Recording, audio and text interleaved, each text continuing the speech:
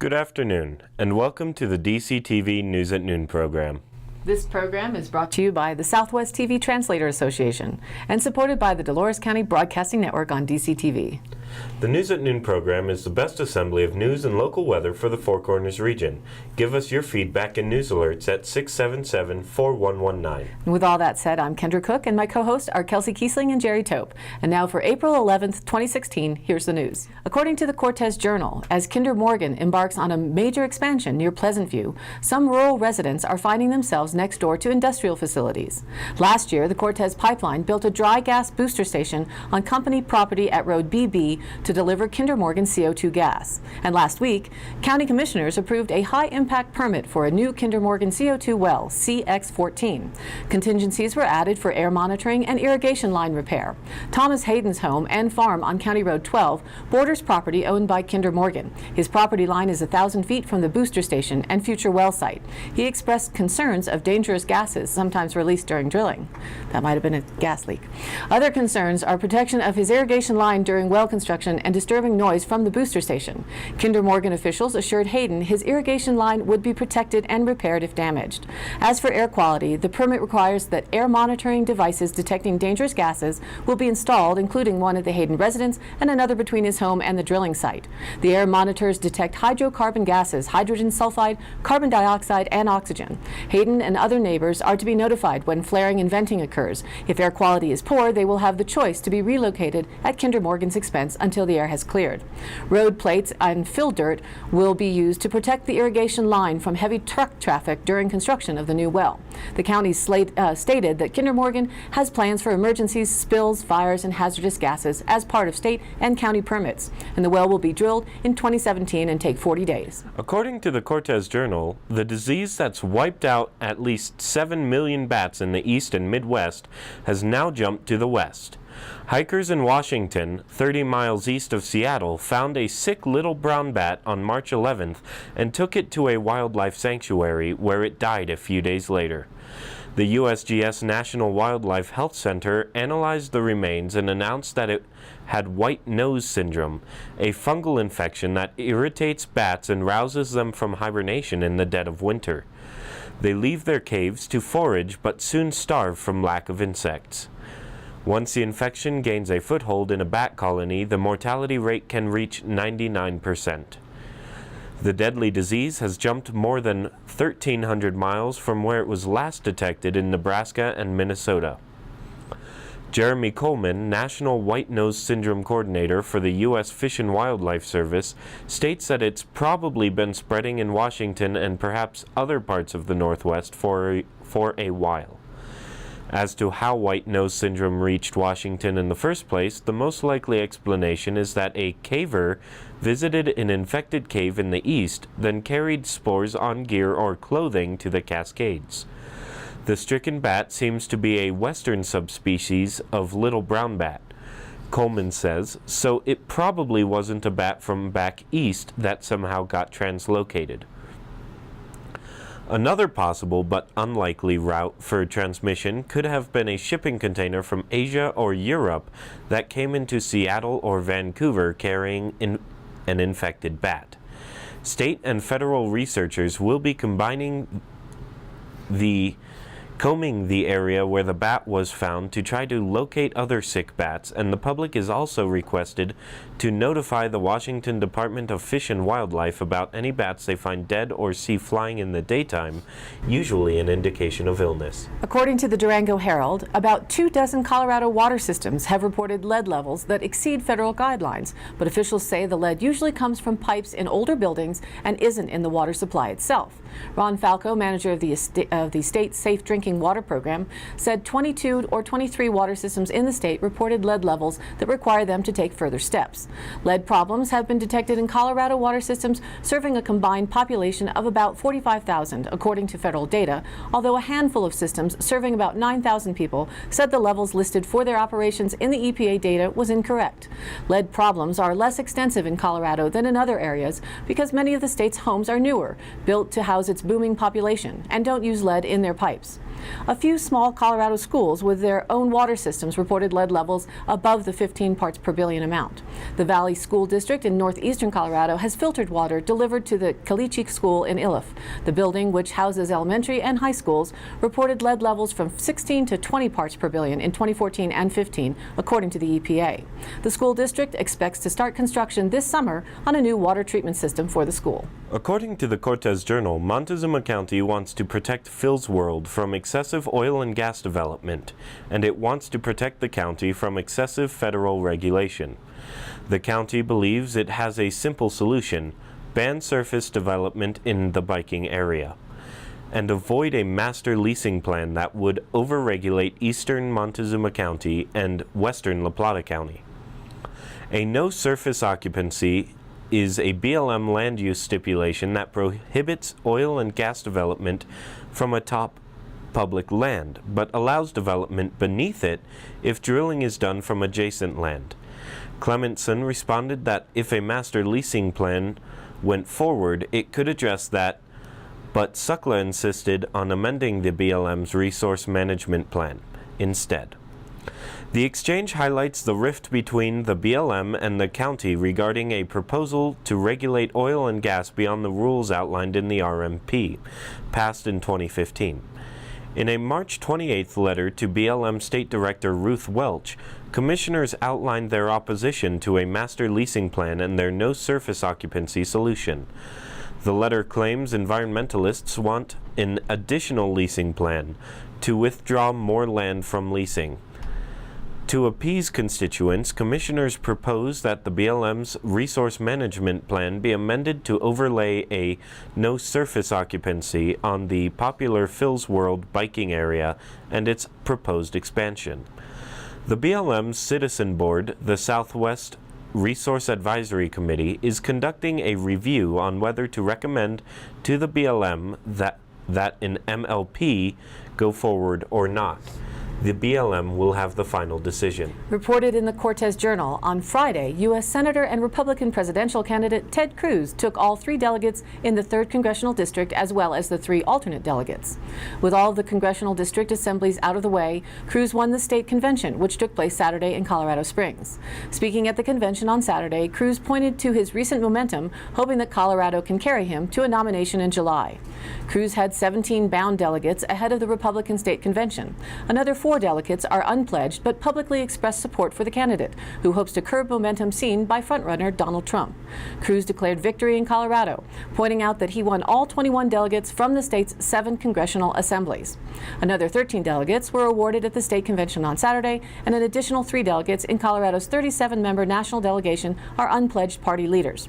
Colorado Republicans received unflattering national headlines for a complicated and chaotic multi-step nominating process, which did not include a preference poll at caucuses on March 1st, Super Tuesday. As a result, GOP candidates largely ignored Colorado until now. On Saturday, 3,471 delegates were in attendance at the state convention, piling into the Broadmoor World Arena in Colorado Springs, and another 1,297 alternates also attended. Procedure requires pledged delegates to vote for their preferred candidate on the first ballot at the National Convention in Cleveland. Unpledged delegates have until votes are cast to make a choice, and state party leaders on Saturday asked delegates to unite around whichever candidate wins the national nomination. The convention will be held at the Quicken Loans Arena in Cleveland, July 18th through the 21st. According to the Cortez Journal, people in Cortez want to see a park on the south side of town, renovations to the south softball complex, and expansions to city trails in the city's parks master plan, according to Parks and Recreation Director Dean Palmquist. The Parks Department hosted 2 public input sessions Wednesday at the Cortez Recreation Center. People were invited to ask questions about the city's facilities and to highlight specific projects they want to see as priorities in the master plan. People can complete an online survey where they can identify projects they want to see completed. The survey will be up until mid-May. Parks Advisory Board members and Parks Department staffers will develop recommendations based on the survey, which they will present to the City Council in the master plan. The goal is to create a 10-year plan that will have some projects lined up before the council starts figuring the city's 2017 budget this August, Palmquist said. It's critical that we keep up our facilities, he said. The Parks Advisory Board likely will discuss the master plan at its May 20th meeting, 7 a.m. at the Rec Center. The board's meetings take place at that time on the third Friday of the month and are open to the public. About 90 people so far have completed the survey online, Palmquist said. Those respondents identified expanding the city trails, renovating the city park stage, and repairing the Centennial Park restrooms as top priorities. And now, here's our weather report. For eastern Utah and western Colorado, the several low-pressure systems in from the southwest that were waves have become disorganized and are rather patchy, but afternoon heat should produce some scattered moisture later in the afternoon today and tomorrow. A slight light sprinkle this evening, around 2/100 of an inch, is expected. Tomorrow may see just under 1/4 of an inch of rain.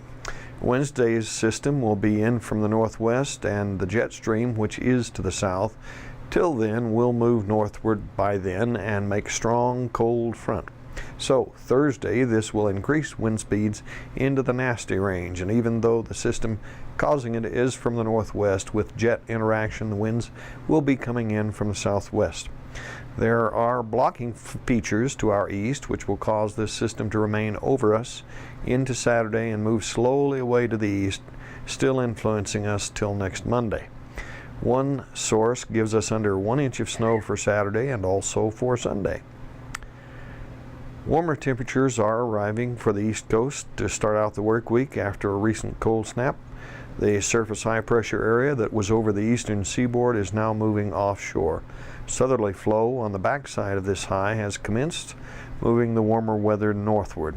By Tuesday, a cold front is forecast to reach the East Coast, and cool down behind this boundary will not be as significant as the last cold front. Numerous showers and thunderstorms are expected along and ahead of the advancing cold front from the southern plains to the Midwest. Conditions will be favorable for scattered strong to severe thunderstorms to develop through this evening, with the strongest concentration over Texas and Oklahoma. The area of concern tomorrow will be closer to the Gulf Coast, but less in the way of severe thunderstorm coverage than today.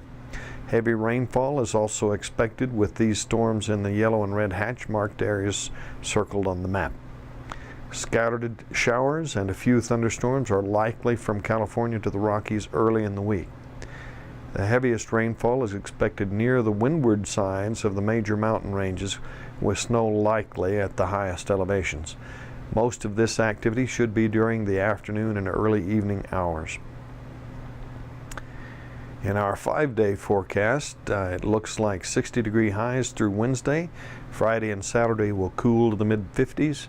We'll have partly sunny skies through midweek, with showers and thunderstorms each afternoon and or evening as several weak low-pressure systems continue to pass through.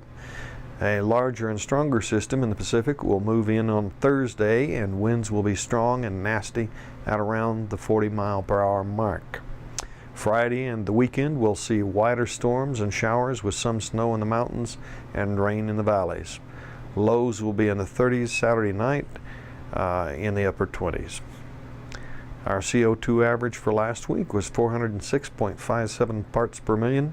Week before last, 405.41 parts per million. 1 year ago, 402.93 parts per million.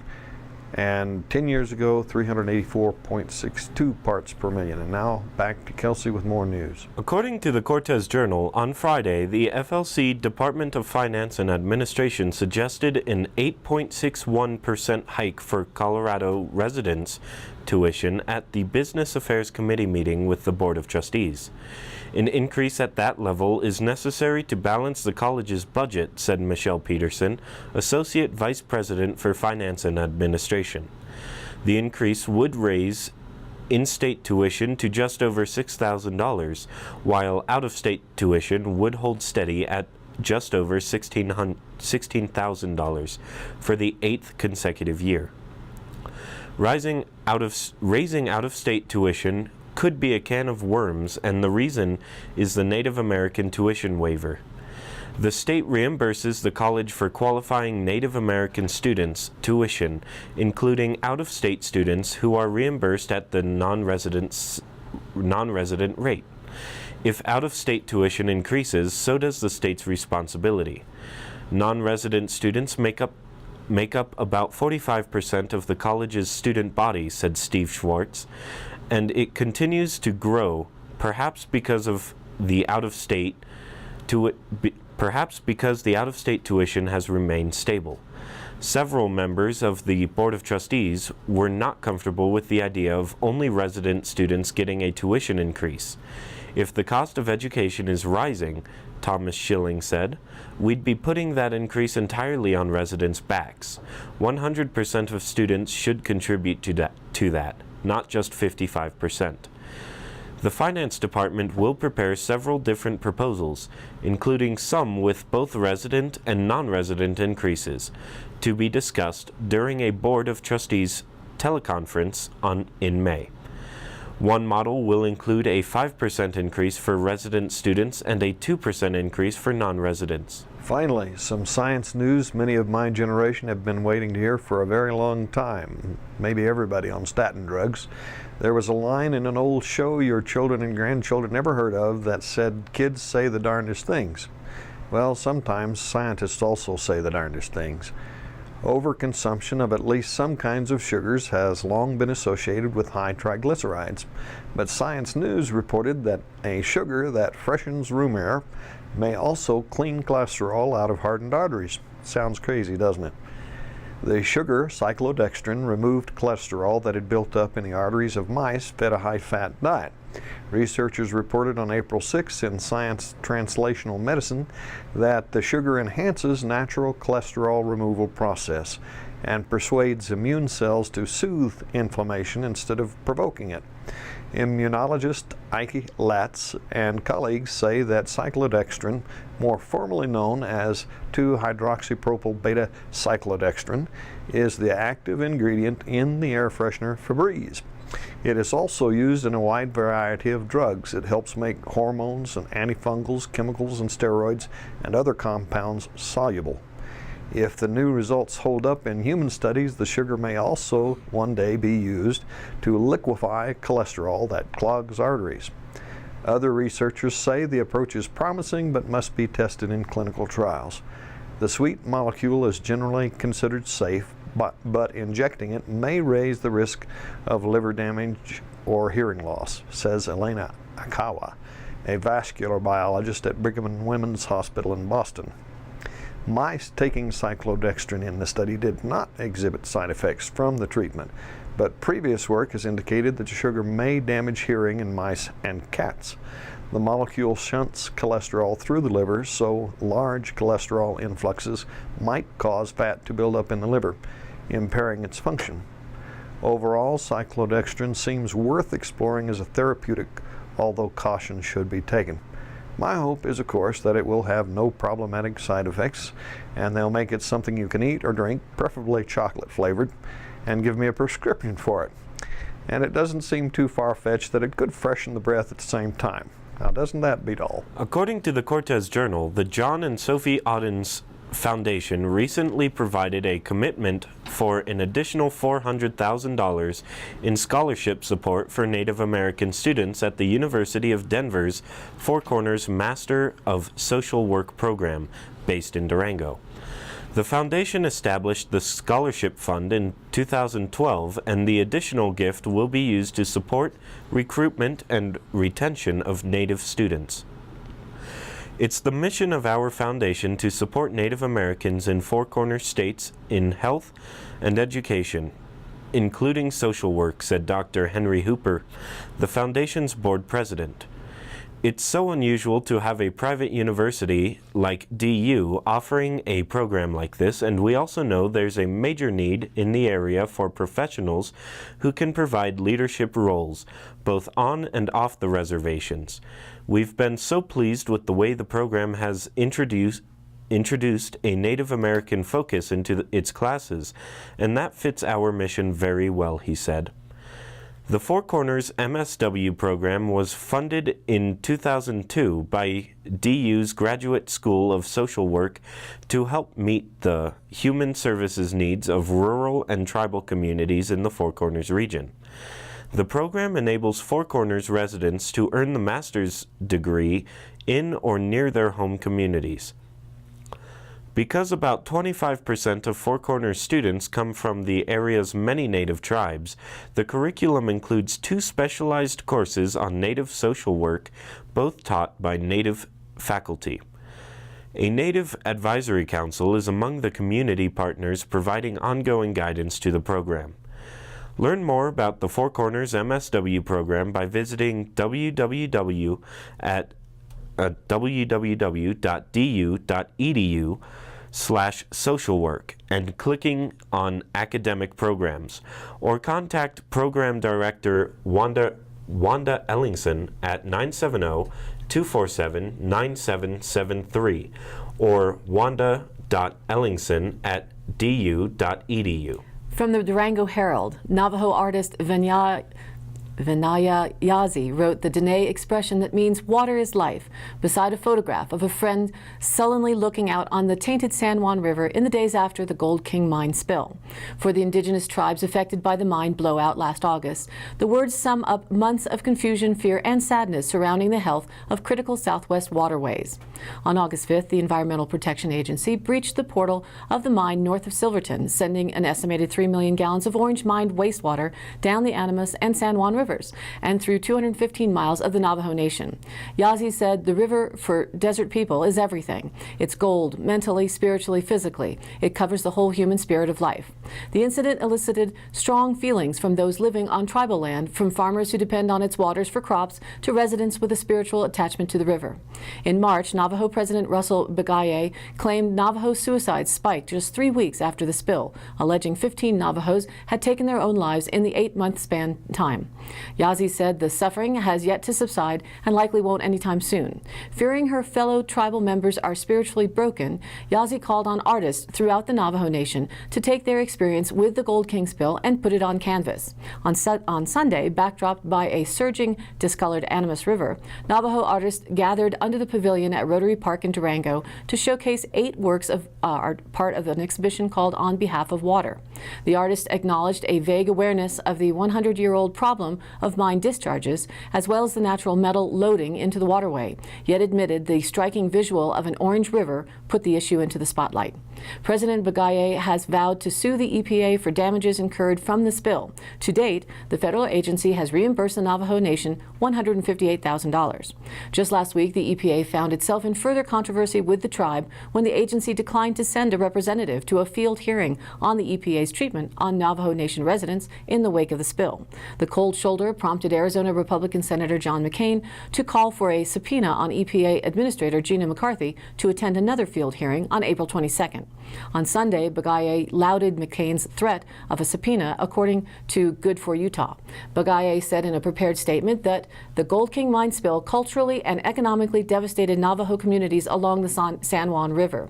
The Navajo people have suffered due to the reckless actions of the U.S. Environmental Protection Agency and other responsible parties. Reported in the Durango Herald, the Durango man assaulted near the Animas River Trail on Friday appears to be recovering, a St. Mary's Hospital nurse in Grand Junction said Sunday. David Curly Chi, 38, was upgraded to serious condition Sunday morning after having been in critical condition after the attack. Chi was found bleeding from the face about 9 a.m. Friday near the Animas River Trail and the 9th Street Bridge. He was taken to Mercy Regional Medical Center, then airlifted to St. Mary's with wounds to his head. Durango police arrested Antonio Nez, 31, of Durango on suspicion of felony assault. Nez was standing near the location where Chi was found with blood on his hands. Nez admitted to assaulting Chi after the two had an argument that allegedly involved racial overtones, police said. Both men are Native Americans and live in local motels and shelters. Alcohol is suspected of playing a part in the incident. As of Sunday, Nez remained in La Plata County Jail on a $10,000 bond. In today's High Country happenings, the Dolores County Extension Office has announced the Dolores County 4-H and Colorado 4-H Foundation truck raffle for 2016. They're raffling a beautiful Ford F-150 Super Crew truck for the 9th year. Additional cash prizes will also be awarded. You can purchase tickets from a 4-H member of the County Extension Office or the County Extension Office and call 970-677-2283. You don't have to be present to win, and the drawing will take place on September 17th, 2016. One ticket's for $5 or 5 for $20. And you can see the vehicle online at co4hfoundation.colostate.edu. And tonight, April 11th, a screening of The Champions, about pit bulls rescued from the fighting ring, will be shown at the Sunflower Theater in downtown Cortez. Showtime is at 7 p.m., doors open at 6:15 p.m., and the suggested donation of $5 is welcome. Wednesday, April 13th, the Southwest Colorado Council of Governments broadband internet meetings will begin to gather input for region-wide broadband planning. From 9 a.m. to 7:45 p.m. at the First National Bank on East Main Street in Cortez, parking is available at the Cortez Plaza parking area during banking hours. This revolves around Colorado SB 152 in question, to be revoked or changed to allow communities more flexibility for broadband accessibility. And in my endnote, I was at the Dove Creek Sinclair convenience store and gas station last Saturday when a Wyoming license-plated Toyota truck with a man, a dog, and 2 females stopped in. One female reached out to a traveler bumming a cigarette and requested he call 911 to report the females had been kidnapped. This sort of thing is a rarity in these parts. They expressed fear for possible threat of weapons within the vehicle and that man's actions were threatening. Thanks to the care of the business owners, particularly Lori Steele, to take some type of unfolding situation seriously, the sheriff deputies and state officers arrived and diffused the scenario, separating what had begun as a consensual rideshare that escalated in a direction the women did not want to be a part of. Another attentive local, DC Emergency Manager Todd Parisi, happened to be passing by as well and was also a very helpful assist in resolving the apparent crisis. The driver was transported to Montezuma County Jail as the alleged situation unfolds, while the young ladies were transported to Grand Junction the following day to catch a bus ride back to their home in Wyoming. However this case eventually unfolds, it is certainly refreshing to see that people are willing to take time and spend effort apart from their busy schedules to extend help to strangers in need, instead of just looking the other way. We'd love to share information about what's happening to support all of the regional groups, individuals, and communities, so please let us know your event by sending an email to dcbnnews@gmail.com or call the station at 677-4119. And we're adding all of the High Country happenings info right onto our Facebook page. Again, thanks for tuning in. This program is aired live at noon and rebroadcast at 2:30 and 8 p.m. on Channel 32.1 Dolores County, on Channel 30.4 in Montezuma County, and their cable Channel 5. And you can also rewatch the broadcasts on YouTube. Search DCTV News at Noon, and please like us on Facebook and follow us on Twitter. And don't forget, Talk Tuesday begins tomorrow, directly following the news show, a live call-in show allowing your community voice to be heard. Call 677-4119 at that time with anything you'd like to talk about. For Kendra Cook, Jerry Tope, and all those who are working to bring you DCTV and the News at Noon program from Dove Creek, USA, I'm Kelsey Kiesling. See you next time.